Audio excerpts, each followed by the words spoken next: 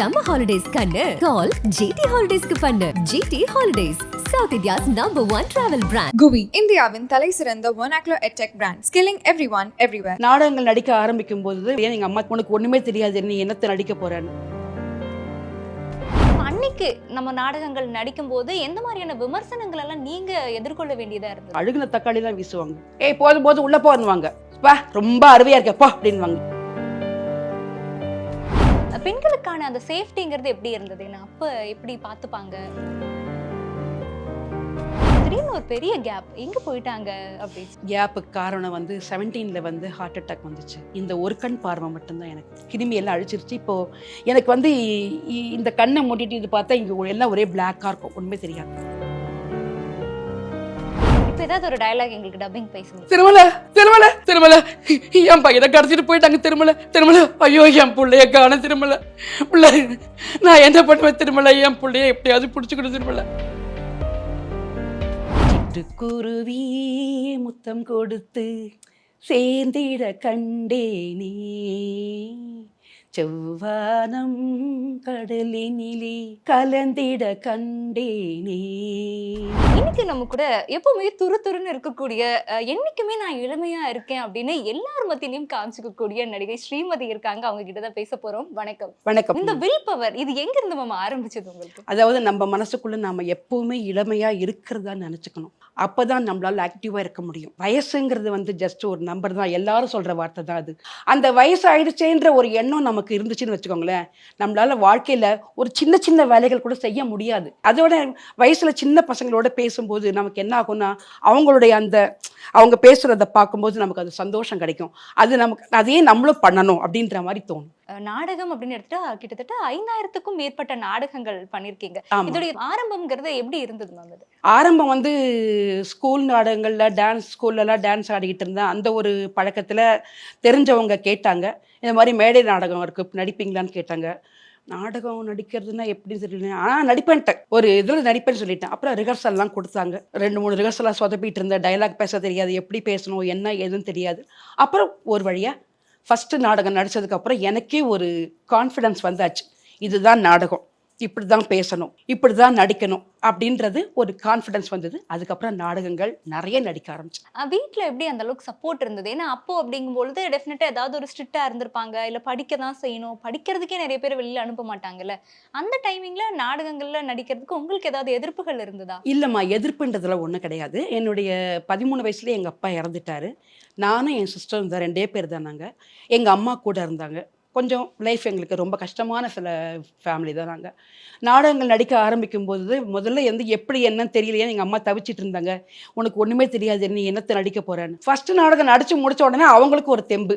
So பரவாயில்ல, நாடகங்கள் நடிக்கலாம் அப்படின்றது சம்மதம் கொடுத்தாங்க. நாங்கள் நடிக்க ஆரம்பிச்சிட்டோம். அப்பா அம்மா சிங்கிள் மதரா இருந்து வளர்த்துருக்காங்கும் போது அந்த டைமிங்ல நீங்க பார்க்கும்போது எப்படி உணர்ந்தீங்க? அதை நம்ம அப்பா இல்லாம இருக்கோம், அம்மா மட்டுமே கூட வச்சு வளர்த்துறாங்க, இவ்வளவு சிரமப்படுறாங்கும் போது எதெல்லாம் உங்களுக்கு ரொம்ப போர்டன்? எங்க அப்பா தான் நல்ல போல்டு. எங்க அம்மா பாவம் கணசு தவளை.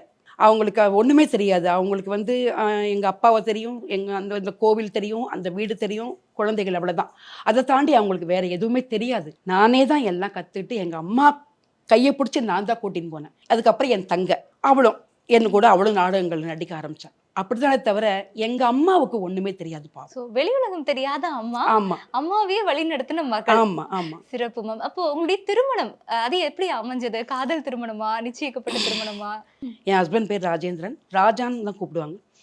கொஞ்சம் அவர் என்னோட அப்ப நாடகங்கள் நடிச்சுக்கிட்டு இருந்தாரு. அப்ப கேட்க சொன்னாங்க. சரி நான் போய் கேட்டேன். அப்போ அவர் என்ன சொன்னாரு, இல்லை நான் வேற ஒரு பொண்ணை தான் கல்யாணம் பண்ணிக்கலான்னு இருக்கேன் அப்படின்னாரு. சரின்னு நான் வந்துட்டேன். இருங்க அது யாருன்னு நான் சொல்லவே இல்லை. எனக்கு என்ன வந்தது, யாராக இருந்தால் எனக்கு என்னன்னு. இல்லை நான் வேற பொண்ணுன்னு சொன்னது உங்களை தான் அப்படின்னாங்க. அவ்வளோதான். 15 daysல கல்யாணம். உடனே நீங்க சம்மதிச்சிட்டீங்களா? அப்ப எப்படி இப்ப டக்குன்னு யாரை கல்யாணம் பண்ணா எனக்கு என்னன்னு இருந்த ஒரு மைண்ட் செட்டு சடனா ஓகே கல்யாணம் பண்ணிக்கலான்னு எப்படி முடிவெடுத்தீங்க? எங்க வாத்தியார் அவரை மாப்பிள்ளையா சூஸ் பண்ணார்ல, அவர் எவ்வளவு டேலண்ட் உள்ளவர், எவ்வளோ நல்ல பையனாக இருந்தால் தம் பொண்ணை வச்சு காப்பாற்றுவாருங்க நம்பிக்கையில் என்ன கேட்க சொன்னார் இல்லையா, அவருடைய அந்த இதுதான் முடிவு தான் ஏன் முடிவாகவும் இருந்தது. 1988 மேரேஜ். சூப்பர். ஸோ அதுக்கப்புறமா ஜேர்னி எப்படி போச்சு? அப்புறமும் நீங்க ட்ராமா எல்லாம் ஆக்ட் பண்ணீங்களா? இல்லை, நாடகங்கள் வந்து அதுக்கப்புறம் நான் ரொம்ப குறைச்சிட்டேன், நடிக்கிறத ரொம்ப குறைச்சிட்டேன். ஏன்னா வீட்டை பார்த்துக்கணும், கொள்ளணும், ஹஸ்பண்டுக்கு எல்லாம் கூட மாட எல்லாம் செய்யணும் அப்படிங்கிறதுல கொஞ்சம் அப்படியே விட்டுட்டேன். அதுக்கப்புறம் ஒரு 3 வருஷம் கழிச்சு பெரியவ பிறந்தா. பெரியவளுக்கு அடுத்து சின்னவ பிறந்தா. அதுக்கப்புறம் திரும்பவும் நடிக்க ஆரம்பிச்சிட்டேன். கொஞ்சம் வீட்டு சூழ்நிலைக்காக நடிக்க வேண்டியதாக இருந்தது, நடிக்க ஆரம்பிச்சிட்டேன். நாடகங்கள் அப்படிங்கும்போது இன்னைக்குமே நிறைய கிரிட்டிசைஸ்லாம் பண்றது உண்டு இல்லைங்களாமா? இப்போ அன்னைக்கு நம்ம நாடகங்கள் நடிக்கும்போது எந்த மாதிரியான விமர்சனங்கள் எல்லாம் நீங்க எதிர்கொள்ள வேண்டியதா இருந்தது? ஐயோ, நிறைய இருக்கு. அதெல்லாம் பப்ளிக் ஸ்டேஜ் ட்ராமா நடிக்கும்போது தக்காளி தான் வீசுவாங்க, அழுகுன தக்காளி தான் வீசுவாங்க. ஏய் போதும் போதும் உள்ள போன்னுவாங்க, பா ரொம்ப அருமையா இருக்கப்பா அப்படின்வாங்க. இதெல்லாம் நிறைய நாங்க கேட்டிருக்கோம். அதையும் மீறி கிளாப்ஸ் வாங்குறோன்றது நம்ம திறமை. நீங்க நடிச்ச ஸ்டேஜ்ல அந்த மாதிரி ஏதாவது நடந்திருக்கா? நிறைய நடந்திருக்கு. நிறைய நடந்திருக்கு. பாவம் சில சில பேர்லாம் ரொம்ப கஷ்டப்படுவாங்க. பெண்களுக்கான அந்த சேஃப்டிங்கிறது எப்படி இருந்தது? ஏன்னா அப்ப எப்படி பார்த்துப்பாங்க? நமக்கு சேஃப்டி நாம தான். நாம எவ்வளோக்கு எவ்வளோ ஜாக்கிரதையா ஒரு எல்லாமே ஒரு அளவோட பேசி அளவோட நடந்துக்கிறோமோ அது வரைக்கும் நமக்கு எந்த பிரச்சனையும் கிடையாது. சூப்பர். ஸோ டப்பிங் துறையிலையுமே வந்து உங்களை நாங்க பார்த்திருக்கோம். முந்தானை முடிச்ச படத்துல எல்லாமே கூட கேரக்டர்ஸ் எல்லாம் பேசியிருக்கீங்க. அது இல்லாம நிறைய புராண கதைகளுக்குமே பேசியிருந்திருக்கீங்க. ஆமா, அதோடைய அனுபவங்கள் எல்லாம் எப்படி இருந்தது? எப்படி டப்பிங் துறைக்குள்ள வந்தீங்க நீங்க? ஃபர்ஸ்டெல்லாம் டப்பிங் எப்படின்னாக்க, இப்போ ஒரு சீனில் நாங்கள் 4 ஆர்டிஸ்ட் படத்தில் நடிச்சிருக்காங்க. அந்த 4 பேருக்கு யார் யார், நீ இந்த கேரக்டருக்கு பேசணும், நீங்கள் இந்த கேரக்டருக்கு, நீங்கள் 4 பேர் 4 நிற்க வச்சுருவாங்க. அப்போல்லாம் லூப் சிஸ்டம்னு சொல்லுவாங்க. அந்த சீன் பூரா பேசணும். ஆரம்பத்தில் ஒரு 5 மினிட்ஸ் இல்லை 10 மினிட்ஸ் அந்த சீன் போகுதுன்னு வச்சுக்கோங்களேன். ஆரம்பத்துலேருந்து டைலாக் நீங்கள் ஆரம்பிச்சிங்கன்னா அவர் ஆரம்பித்தாங்கன்னா அவங்க ஆரம்பித்தா நான், அப்படி மாறி மாறி பேசிகிட்டே இருக்கணும்.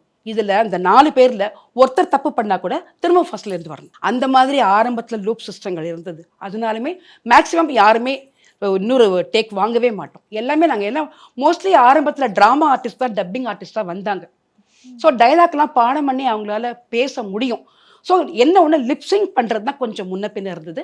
அதையும் பழகிட்டோம். அது எவ்வளவு சிரமமா இருக்குமா? இப்ப நம்ம பேசுறோம், நம்ம கரெக்டா மக்கப் பண்ணிடுவோம். யாரோ ஒருத்தர் பண்ற தப்புக்கு 10 பேரும் சேர்ந்து ஆமா, அது கஷ்டமா தான் இருக்கும். இருந்தாலும் ஒரு சின்ன ஒரு சந்தோஷம் என்னன்னா, போன டேக்ல அது நம்ம சாதாரணமா பேசிட்டோமோ, இது நம்ம இன்னும் கொஞ்சம் நல்லா பேசுவோமே அப்படின்ட்டு ஒரு இம்ப்ரூவ்மெண்ட் இருக்கும். நாடகத்துல நீங்க முதல்ல வாங்கின சம்பளம்ங்கிறது எவ்வளவா இருந்தது? 100 ரூபாய் சம்பளம் வாங்கினேன். கடைசியா நீங்க நடிக்கும் போது வாங்கின சம்பளம் அது 2500. 2500. அதோட ஜாலியா சொல்றீங்க. 100 ரூபாய் அப்ப எவ்வளவு பெருசு இல்ல? கண்டிப்பா அது உண்மைதான். இப்ப ஏதாவது ஒரு டயலாக் எங்களுக்கு டப்பிங் பேச முடியும்? திருமலை படத்துலயும் பேச. ஆமா, விஜய் சார் படம். ஓகே, விஜய் சாரோட படத்துலயும் பேசியிருக்கீங்க. எங்க பிள்ளைங்களை எல்லாம் கடத்திட்டு போயிடுவாங்க. அதை வந்து விஜய் சார்ட்ட வந்து சொல்லணும். எல்லாரும் வந்து சொல்லுவாங்க, மல்லிகா சாந்தி வில்லியம்ஸ் வந்து அவங்க கடைசியா தான் வந்து சொல்லுவாங்க, திருமலை என் பையனை கடத்திட்டு போயிட்டாங்க, திருமலை ஐயோ என் பிள்ளைய காண, திருமலை நான் என்ன பண்ணுவேன், திருமலை என் பிள்ளைய எப்படியாவது பிடிச்சிக்கணும், திருமலை. லொல்லு சபா அப்படியே பார்த்தோம் அப்படின்னா சீரியல்ஸ் நிறைய பண்ணிருக்கீங்க. லொல்லு சபாவோட சான்ஸ் அது எப்படி வந்தது மேம் உங்களுக்கு, அந்த ஆப்பர்ச்சுனிட்டி? லொல்லு சபா வந்து அங்க ஆக்ட் பண்ணிட்டு இருந்த நம்ம சேஷுன்னு ஒருத்தர் இருக்காரு, கேள்விப்பட்டிருப்பீங்கன்னு நினைக்கிறேன். சேஷு அவன் எனக்கு ரொம்ப ஃப்ரெண்டு. அவன் தான் என்ன லொல்லு சபா கூட்டிட்டு போய் சேஷு, சுவாமிநாதன், ஈஸ்டர், ஆமா அவங்க ஓரளவுக்கு அங்க எல்லாருமே ஓரளவுக்கு எனக்கு தெரியும். ஜீவா அப்ப நடிச்சுக்கிட்டு இருந்தார் படங்களுக்கு, அவர் இன்னும் போல அப்போ. ஆனா நான் போன டைம் சந்தானம் கிளம்புறாரு, அங்க இருந்து கிளம்புறாரு, அவர் படத்துல நடிக்க கிளம்பிட்டாரு. ஜீவா வந்து நடிச்சுக்கிட்டு இருக்காரு. அப்போ அந்த பீரியட்ல தான் லொல்லு சபாக்குள்ள நான் என்னதான் நாடகத்துல நடிக்கிறது இருந்தாலுமே கூட டிவில நடிக்கிறதுக்கும் அதுக்கும் டிஃபரன்ஸ் இருந்திருக்கும். நிறைய வித்தியாசம் இருக்கு. நாடகங்கள் தான் நம்ம வந்து சத்தம் போட்டு பேசணும், ஏன்னா கடைசி சீட்ல உட்கார்ந்துருக்கிறவங்களுக்கு வரைக்கும் கேட்கணும் இல்லையா. இந்த சீரியல்லாம் வந்து அவ்வளவு சத்தம் போட்டு பேசணும்னு அவசியம் இல்லை. இங்க இப்படி நம்ம பேசுற மாதிரி பேசினாலே போதும். நிறைய காமெடி இருக்கும். பேசுறது வந்து அங்கதான் காமெடி பேசுறது. இப்ப நான் பேசுறது எல்லாமே அங்க கத்துக்கிட்டது தான். சாதாரணமா பேசும்போது அவங்க அப்படித்தான் பேசுவாங்க. நான் வந்து ஆனந்தம் சீரியல்ல ஸ்ரீவித்யா மேடம் கேரக்டர் பண்ணேன். அந்த மேடம்க்கு ஃபிளாஷ்பேக் சொல்லுவாங்க. அப்போ வந்து அந்த ஃபிளாஷ்பேக் சொல்றவர் டயலாக்ஸ் சொதப்பிக்கிட்டே இருந்தாரு. டைரக்டர் என்ன செஞ்சிட்டாரு, ஒன்று செய்யுங்கம்மா, 164 டேக் வாங்கினவனே சீக்கிரமா உங்க ஃபிளாஷ்பேக்கை சொல்லுடான்னு சொல்லுங்கம்மா அப்படின்னு. எனக்கு சிரிப்பு தாங்க முடியல. சொல்லுங்கம்மா அந்த மாதிரி அங்க அவங்க அப்படிதான் இருப்பாங்க. ரொம்ப கேஷுவலா தான் இருப்பாங்க. பேசும்போதே அப்படிதான் ஒரு நகைச்சுவை தான் எல்லாம் பேசிட்டு இருப்பாங்க. ஒரு சீரியஸாவே இருக்காது, எல்லாமே ஒரு ஃபன்லயே போயிடுமா, ஃபன்னா இருக்கும். நீங்க வந்து இங்க டிராமான்னு எடுக்கும்பொழுது எல்லாமே இருக்கும். அழுகை இருக்கும், சிரிப்பும் ம். இருக்கும். ஆமா குறிப்பிட்டு பார்க்கும்போது அழுகைகள் நிறைய இருக்கு. நிறைய எமோஷனலா இருக்கும். ஆமா. பேசுறது அதிகமா ஆமா இருக்கும்ல. ஆமா பட் இங்க அப்படியே டிஃபரெண்ட். சிரிப்பு மட்டும்தான், ஆனா சிரிக்காம பேசணும். அது ஆமா. உங்களுக்கு எந்த அளவுக்கு டஃப்பா இருந்தது? டஃப் கிடையாது. ரிஹர்சல் பண்ணுவோம்ல நாங்க. ஆ. ரிஹர்சல் பண்ணும்போது அதை புரிஞ்சுப்போம். இவர் என்ன பேச போறாரு, அவங்க என்ன பேச போறாங்கன்னு நமக்கு ஓரளவுக்கு புரியும்.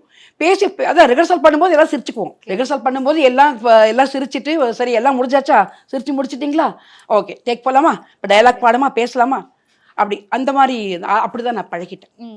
இப்போ நீங்க திரைத்துறையிலும் பாத்தீங்கன்னா நிறைய லொலுசபால இருந்து நிறைய பேர் கதாநாயகிகளா வந்திருக்காங்க, காமெடி ஆர்டிஸ்டாவும் வந்திருக்காங்க. நீங்க நினைச்சது உண்டா நம்மளுக்கு அந்த மாதிரியான ஒரு வாய்ப்பை நம்ம எங்கேயும் மிஸ் பண்ணிட்டோமோன்னு ஏதாவது யோசிச்சது உண்டாமா? சினிமான்றது பார்த்தீங்கன்னா நமக்கு வந்து இந்த குறிப்பிட்ட டைமில் ஆரம்பித்து குறிப்பிட்ட டைமில் முடிச்சிருவாங்கன்னெல்லாம் நம்மளால சொல்ல முடியாது. இது உங்களுக்கு வந்து நாடகம்னா சாயந்தரம் 7 மணிக்கு ஆரம்பிப்பாங்க, 9 மணிக்கு முடிஞ்சிடும், அவ்வளோதான். இதோட மறுநாள் தான் அந்த மாதிரி ஒரு தெரியும். சினிமாவில் வந்து நான் ரொம்ப முயற்சி பண்ணலை. முயற்சி பண்ணியிருந்தால் ஒருவேளை நான் வந்திருக்கலாம். பட் நீங்கள் சொன்ன அந்த ஆதங்கம் என் மனசுல இருந்துச்சு. உங்களுக்கு 2 பொண்ணுங்க. ஆமாங்க. ஸோ 2 பேருமே உங்களை 2 பில்லர்ஸ். ஆமாம். அவங்கள பத்தி சொல்லுங்க. ஏன்னா அவங்களுமே பெரிய டப்பிங் ஆர்டிஸ்ட். ஆமாம்மா. சீரியல்ல நம்ம கேட்கக்கூடிய முக்காவாசியான வாய்ஸ்க்கு சொந்தக்காரங்களே வந்து உங்களுடைய பொண்ணு தான். பெரியவ பேர் துர்காலட்சுமி, சின்னவ பேர் ஐஸ்வர்யலட்சுமி. பெரியவ வந்து அவ பேசின முதல் படம் காதலே நிம்மதி. அதில் வந்து நாசர் சார் கீதா குழந்தைக்கு பேசியிருப்பான், 3 வயசு குழந்தை. ஆக்சுவலாக அதுக்கு அந்த குழந்தைக்கு டயலாக் வந்து பார்த்தீங்கன்னா அதுக்கு அவ்வளோவா பேச வந்திருக்காது. ஆனால் அவள் பேசணும், அவள் தான் சொல்லணும் ஹீரோயின் எங்கே போயிருக்காங்கிறத அந்த குழந்தை சொல்கிறத வச்சு தான் அவங்க அதுக்கப்புறம் தேடுவாங்க. ஸோ அந்த கேரக்டருக்கு வந்து வாய்ஸ் டெஸ்ட் நிறைய குழந்தைகளை வச்சு ஓகே ஆகாமல் இவ எங்கள் துர்கா என்ன செஞ்சா, என் சிஸ்டர் கூட போயிருந்தா. வாய் மூடவே மாட்டா, பேசிகிட்டே இருப்பா. இது இவ்வளோ வாயாடுது, இதை கூட்டின்னு போய் பார்க்குறேன்னு என் தங்கச்சி தான் கூட்டிகிட்டு போனான். பார்த்தா பேச வச்சாங்க. அவர் இன்ஜினியர் வந்து அவர் தான் கிட்ட இருந்து சொல்லி கொடுத்தாரு. நான் சொல்லும்போது மட்டும்தான் நீ பேசணும் அப்படின்ற மாதிரி சொல்லி கொடுத்து பேச வச்சாரு. ஃபர்ஸ்ட் படமே சூப்பராக பேசிட்டேன். அதுலேருந்து நிறைய படங்கள், ஆனந்த பூங்காற்றியில் வந்து மீனாவோட பையன், அருந்ததியில் வந்து சின்ன அருந்ததி, அப்புறம் விஜய் நடித்த வேட்டைக்காரனில் வந்து அவரோட படிக்கிற ஃப்ரெண்டு உமா. உங்களுக்கும் உங்க கணவருக்குமான பாண்டிங், நீங்க 2 பேரும் பேசி வச்சு பெண்கள் இந்த மாதிரி கொண்டு வரணும், அந்த மாதிரி கொண்டு வரணும், அந்த விஷயம் எல்லாம் எப்படிமா இருக்கும்? அது நாங்க எப்படி நினைச்சோமோ அப்படிதான் பசங்களை வளர்த்தோம். நாங்க என்ன மாதிரி நினைச்சோமோ படிக்க வைக்கணும், படிப்பும் இருக்கணும். அதே நேரத்தில் இந்த டப்பிங்கிறது வந்துட்டு செகண்ட் ஆக்டிவிட்டிஸாக போயிடுச்சு. இந்த ஆக்டிவிட்டிஸ்னால படிப்பு கிடக்கூடாது, படிக்கணுங்கிறதுக்காக டப்பிங் கோட்டை விடக்கூடாது. ரெண்டையும் சம காலத்தில் பேலன்ஸ் பண்ணி அவங்களுக்கு இது பண்ணோம். வர வர அவங்களே புரிஞ்சுக்கிட்டாங்க, படிக்கவும் படிக்கணும், டப்பிங்கும் பேசணும்னு முடிச்சு அதை கரெக்டாக அந்த காலகட்டத்தில் படிப்பு முடிச்சாங்க, டிகிரி முடிச்சாங்க. இப்போ 2 பேருமே நல்லா இருக்காங்க. சூப்பர்மா. இப்போ உங்களை நாங்க தொடர்ந்து ஒரு கட்டம் வரைக்கும் பார்த்துட்டு இருந்தோம். திடீர்னு ஒரு பெரிய கேப், எங்க போயிட்டாங்க அப்படின்னு சொல்லி. இதனால அந்த கேப் வந்தது? கேப்புக்கு காரணம் வந்து 17ல் வந்து ஹார்ட் அட்டாக் வந்துச்சு. அதுக்கப்புறமா 19ல் இந்த கண்ணு ஆப்ரேஷன் பண்ணோம். 2 கண்ணுமே இப்போ இந்த கண் வந்து சுத்தமாக பார்வை தெரியாது, இந்த ஒரு கண் பார்வை மட்டும்தான் எனக்கு. ஸோ இந்த விஜய் ஹாஸ்பிட்டலில் தான் அந்த இது ஆன்ஜியோ பண்ணோம். அப்போ டாக்டர்ஸ் என்ன சொன்னாங்கன்னா, நீங்கள் நடிக்கிறீங்கன்னு சொல்கிறீங்கம்மா, நீங்கள் எமோஷ்னல்லாம் பேசக்கூடாது, எமோஷ்னலாக பேசுறதெல்லாம் கூடாது, நடிக்கிறதெல்லாம் கூடாது, அவாய்ட் பண்ணுங்கன்னு ஒன்று 2 பொண்ணுங்களும் ஸ்ட்ரிக்டாக ஆர்டர் போட்டாங்க. நீங்கள் இனிமேல் எங்கேயும் வெளியே போகக்கூடாது, எங்கேயும் நீங்கள் போக வேண்டாம், வீட்டில் இருங்க, வீட்டிலேருந்து உங்களால் முடிஞ்ச வேலையை நீங்கள் செஞ்சுக்கோங்க, எல்லாம் நாங்கள் பார்த்துக்குறோன்ட்டாங்க. ஸோ என்ன காரணத்தினால நம்ம அந்த கண் குறைபாடுங்கிறது ஏற்பட்டுச்சு? எனக்கு டைம் இல்லை, வருமானம் இல்லை, அது அப்படியே விட்டதுனால கிருமிகள் கண்ணில் சேர்ந்து போய் இந்த கண்ணிலேருந்து தண்ணி வர ஆரம்பிச்சிருச்சு. ரொம்ப 2 கண்ணிலேருந்து தண்ணி ரொம்ப வர ஆரம்பிச்சிருச்சு. பட்டு இந்த கண்ணு ரொம்ப பாதிச்சிருச்சு, கிருமி எல்லாம் அழிச்சிருச்சு. இப்போது எனக்கு வந்து இந்த கண்ணை மூட்டிட்டு இது பார்த்தா இங்கே எல்லாம் ஒரே பிளாக்காக இருக்கும், ஒன்றுமே தெரியாது. ஸோ இந்த ஒரு கண் பார்வையை மட்டும் அங்கே வந்து எனக்கு ஆப்ரேஷன் பண்ணி கொடுத்து பர்ஃபெக்ட் பண்ணி கொடுத்தாங்க. இப்போ இந்த ஒரு கண் பார்வை தெரியுது. நிறைய நான் யோசிச்சு கொஞ்சம் கஷ்டப்பட வச்சது இந்த ஒரு விஷயம்னா 2 விஷயம் என்ன சொல்வீங்கம்மா? ரொம்ப வருத்தப்படுற விஷயம், இந்த 5 வருஷமா வெளியே வாசலில் போக முடியாமல் சூழ்நிலை என்னை இப்படி வீட்டுக்குள்ளேயே அடக்கி உட்கார வச்சிருச்சேங்கிறது என் மனசுக்குள்ள அது ஒரு ரொம்ப சோகமான ஒரு விஷயம்தான். ஸோ இந்த மாதிரியான சோகம் இருக்கும்போது நம்ம உறவுக்காரங்களை தாண்டி எல்லாருக்கும் மீறின ஒரு சக்தி கிட்டே நம்ம கேட்டுப்போம். அப்படி நீங்க அடிக்கடி கும்பிடக்கூடிய கடவுள்? கண்டிப்பா அப்படி கேட்கறதுனால தான் இன்னைக்கு வந்து என்னால் வீட்டுக்குள்ள ஏதோ சில வேலைகளால் செய்ய முடியுது, நடமாட முடியுது, இதோ இப்படி வந்து உங்ககிட்ட பேச முடியுது இல்லையா? அந்த பரம்பொருள் தயவு இல்லைன்னா எதுவுமே நடக்காது இல்லையா? நிச்சயமா கேட்டுப்பேன். கடைசி வரைக்கும் நம்ம போகக்கூடிய காலம் போகக்கூடிய காலம் வர வரைக்கும் இப்படியாவது நான் இருந்துக்கிறேன். பெண் பிள்ளைகள் அப்படிங்கும்போது அந்த வளர்ப்புல உங்களுக்கு சிரமம் இருந்ததாமா? அதுவும் நீங்க வந்து ரொம்ப பியூட்டி, ஆமா. சோ நீங்க பெத்தெடுக்கும் போது அவங்களும் இன்னும் ரொம்ப பியூட்டி. இல்ல அவங்க என்னை விட கொஞ்சம் கம்மி தான். கொஞ்சம் கம்மியா தான் இருந்தாங்க. அப்படி ஒண்ணும் என்னை விடலாம் 2 பேரும் பியூட்டி கிடையாது. ஓகே, அது உண்மைதான். ம். பட் இருந்தாலும் அந்த ஒரு பயம் இருந்ததா உங்களுக்கு பெண் பிள்ளைகள் வளர்ப்புல? ஒண்ணு அதாவது ஒரு விஷயம்தாம்மா. பெண் பிள்ளைகளை நாம வளர்க்குற விதம் தான் அவங்க கூட பழகுறவங்கள்ட்ட பழகுறது. நாம வளர்க்கும் போதே ஒரு கட்டத்துக்கு அப்புறம் சொல்லிடுவோம். இப்படி தான் பேசணும், இவ்வளவுதான் பேசணும், இதுக்கு மேல பேசக்கூடாது. 2வது இந்த காலத்துல ரொம்ப கட்டுப்பாடு போடக்கூடாது. ரொம்ப கட்டுப்பாடு போட்டா அவங்களுக்கு அதை மீறணும்னு தோணும். கட்டுப்பாடுகள் ரொம்பவும் போடக்கூடாது. அதே நேரத்துல புரிய வைக்கணும் அப்படின்றச்சே எனக்கு அது கொஞ்சம் முதல்ல சிரமமா இருந்தது. அப்புறம் ஏன்னா அவங்க புரிஞ்சுக்கணும் இல்லையா, அவங்களுக்கு புரிய வைக்கிறது கஷ்டம் தானே அப்படின்னு புரிய வச்சுட்டேன். இப்போ அவங்க எனக்கு லெசன் எடுப்பாங்க. Okay, super. நீங்க உங்களுக்கும் இந்த பொண்ணுக்கும் இருக்கக்கூடிய பாண்டிங், நல்லா சண்டை போட்டுக்கிறது, திட்டிக்கிறது அதெல்லாம் இருக்கா? ஐயோ நிறையா. எதுக்கு அதிகமா அவங்க மேல உங்களுக்கு கோவம் வரும்? நான் தான் ரொம்ப திட்டுவேன் அவளை. ரொம்ப கோச்சுக்க மாட்டான். ஓகே, இப்போ அந்த செல்ல பிள்ளைக்காகவும் உங்களுடைய சூப்பர் ஃபேமிலிக்காகவும் உங்களுடைய வாய்ஸ்ல ஒரு 2 வரியில ஒரு பாட்டு. சிட்டுக்குருவி முத்தம் கொடுத்து சேர்ந்திட கண்டேனே, செவ்வானம் கடலினிலே கலந்திட கண்டேனே, முத்து விழுந்து மலரினிலே வண்டு மூழ்கிட கண்டேனே, மூங்கிலிலே காற்று வந்து மோதிட கண்டேனே. ஓய் சூப்பர்மா, சூப்பர் சூப்பர் சூப்பர். லொல்லு சூப்பர்ல உங்களோட கோ ஆர்டிஸ்ட்ல யார் உங்களுக்கு ரொம்ப பிடிக்கும்? எல்லாருமே கோ ஆர்டிஸ்ட் இருந்தாலே இந்த மாதிரி எல்லாம் பேச்சு, இந்த மாதிரி பேசுறது, காமெடியா பேசுறது, ஃபன்னா பேசுறது, இப்படி இருந்தாதுன்னா கோ ஆர்டிஸ்ட் கூட நடிக்கிறதுக்கு ஒரு ஜாலியா இருக்கும். கண்டிப்பா. எந்த கடவுள் உங்களுக்கு ரொம்ப பிடிக்குமா, ரொம்ப இஷ்டப்பட்டு நீங்க கும்பிடுறது? சிவன். அவர் உங்களுடைய கனவுல வந்தது, அவர் மூலியமா உங்களுக்கு நடந்த மிராக்கிள் அப்படி ஏதாவது இருக்கா? சிவனுடைய மனைவி துர்கை இருக்கா பாருங்க, அவதான் எனக்கு எல்லாமே. அவ சிவபெருமான் துர்கை மூலமா எனக்கு எல்லாமே நல்லது செஞ்சு கொடுத்தாங்க. எனக்கு கனவுல வந்தது நேரடியாவே உங்களை மாதிரி ஒரு ஃப்ரெண்டு மாதிரி நமக்கு இது வேண்டாம், அப்படி செய்யாத, வேண்டாம். அப்பெல்லாம் நான் அவங்கள தான் நினைச்சுப்பேன். என்ன விஷயமா சொன்னாங்க? எதுக்காக அப்படி சொன்னாங்க? லைஃப்ல சில நேரத்துல நம்ம இருக்கிற முடிவு தப்பா இருக்கலாம், தப்பா இருக்கும், நிச்சயமா இருந்திருக்கும். அப்போ அந்த தப்புக்குள்ள நம்ம போயிட்டோம்னா கண்டிப்பா வாழ்க்கை திசை மாறிடும் இல்லையா, அப்படி போகக்கூடாதுன்னு அட்வைஸ் பண்றது. நீங்க அடிக்கடி போகக்கூடிய கோவில்? நான் துர்கைக்கு தான் செவ்வாய்க்கிழமையானா அந்த 3-4 எலுமிச்சம்பழ விளக்கு ஏத்துவேன். Thank you so much. ரொம்ப நன்றி. ரொம்ப கலகலப்பா போச்சு. ஓகே. சம்மர் ஹாலிடேஸ் கண்ணு கால் GT ஹாலிடேஸ்க்கு பண்ணு. GT holidays, South India's #1 travel brand. GUI, இந்தியாவின் தலை சிறந்த vernacular edtech brand, skilling everyone everywhere.